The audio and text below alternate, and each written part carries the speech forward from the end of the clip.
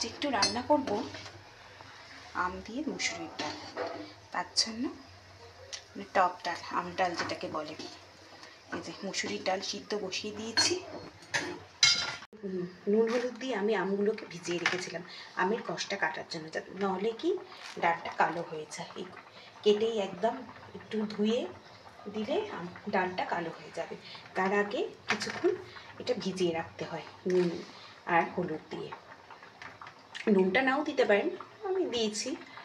হলুদ দিয়ে ভিজিয়ে রাখলে কি কষটা কেটে যাবে। এবার আমি এটাকে ধুয়ে নিয়ে ধুয়ে নিই। এবার আমি আমগুলো স্লাইস করে কেটে, এই যে কেটেছিলাম আগে, এবার কি করবো, ডালের মধ্যে দিয়ে দিলাম।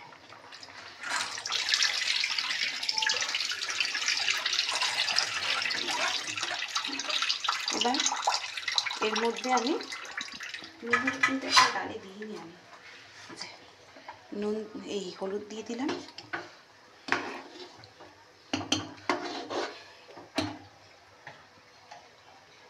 এই যে নুন দিয়ে দিলাম।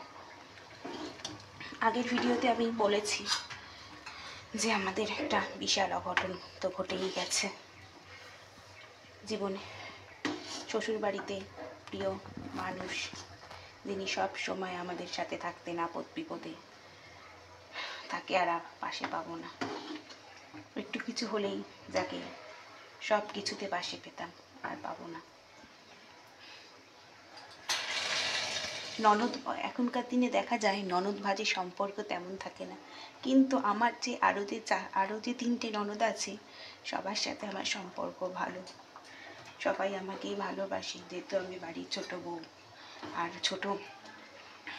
ছোট ভাইয়ের বউ। সবাই যেরকম ছোট ভাইকে ভালোবাসে, তেমনি আমাকেও সবাই কিন্তু ভালোবাসে। সবার ছোট যেহেতু আমি, সবাই কিন্তু আমাকে ভালোবাসে। আর আমিও সবাইকে যেমন সম্মান করি, তেমনি ভালোবাসি সবাইকে। আর এই দিদি ছিল কি আমাদের সব কিছু, সুখ দুঃখ সব কিছুতে দিদি আমাদেরকে পরামর্শ দেওয়া, ভালো কিছু হলে দিদিকে খবর দেওয়া, খারাপ কিছু হলে দিদির কাছ থেকে পরামর্শ নিতাম। সেই মানুষটা চলে যাওয়াতে না সবাই আমরা ভেঙে পড়েছি। আমার যাও তো সব কিছু জিজ্ঞেস করতো ননদের কাছে, যা তো আমার আগে অনেক আগে এসছে। আর ভাইদের তো থাকবেই।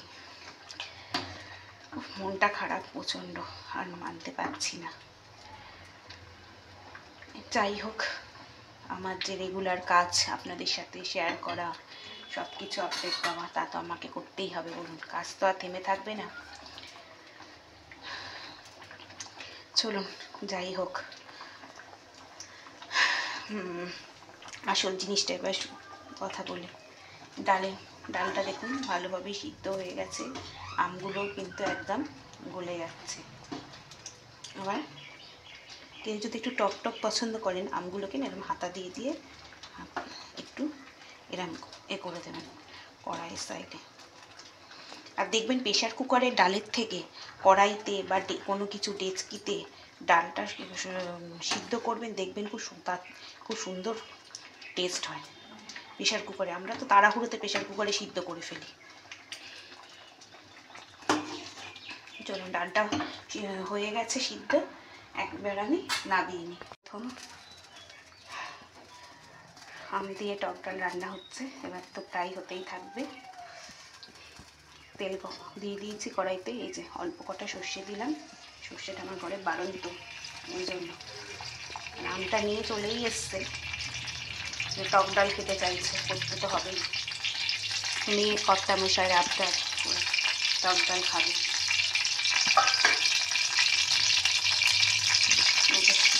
এর মধ্যে দিয়ে দিলাম শুকনো লঙ্কা,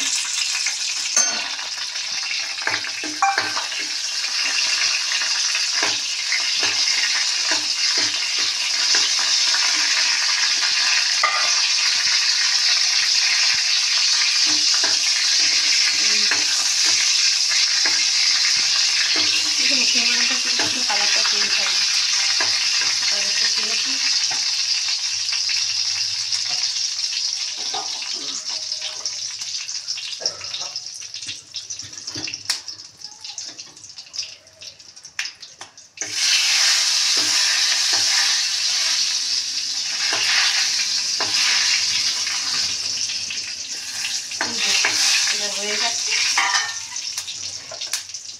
তাহলে ফোড়নে আমি সর্ষে আর শুকনো লঙ্কা দিয়েছি। এবার ডালটা পুরো ঢেলে দেবো।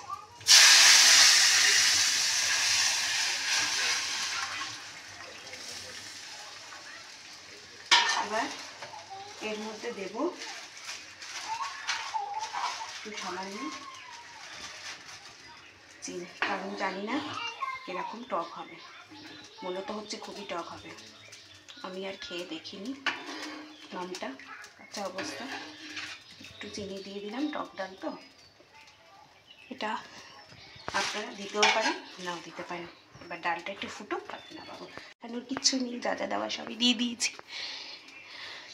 তাহলে গরম, অল্প গরম অল্প শীতে এই টক ডালটা আপনাদের কাছে কেমন লাগলো? এখন তো এবার গরম পড়েই যাবে, এটাই আমাদের নিত্যসঙ্গী হয়ে যাবে টক ডালটা। আপনাদের কেমন লাগলো অবশ্যই জানাবেন। আজকের মতো এখানেই টাটা। ভিডিও শেষ করে দিয়েও বিদায় নিয়েও মনে পড়লো, যেমন আমাদের টক ডালটা যেমন রেগুলারিটি হয়তো আপনাদের খেতে পারবো না, তেমনি মাঝে মাঝে তো টক ডাল আমরা খাবোই গরমকালে, টকটা তো খুবই ভালো লাগে খেতে। তেমনি শুক্তো অসাধারণ লাগে, কোনো কিছু দিত। তারপরে সজনে ডাঁটাগুলো আমাদের, তারপরে পটল, এগুলো তো আমাদের থাকবেই মেনুতে সব কিছু। এই এবার গরমের সবজি আস্তে আস্তে আস্তে আস্তে উঠবে, ওই ডেলি রুটিনের মধ্যে সেরকমই চলতে থাকবে রান্না বান্না। তার গরমের মধ্যে আমাদের বেশি বেশি করে টক জাতীয় জিনিস আর তিতোটা বেশি বেশি করে আমাদের খাওয়ার দরকার হবে প্রত্যেকটা মানুষের। খুব জ্ঞান দিয়ে ফেলছি তাই না আজকের আমি? চলুন আর জ্ঞান দেবো না, টাটা টাটা।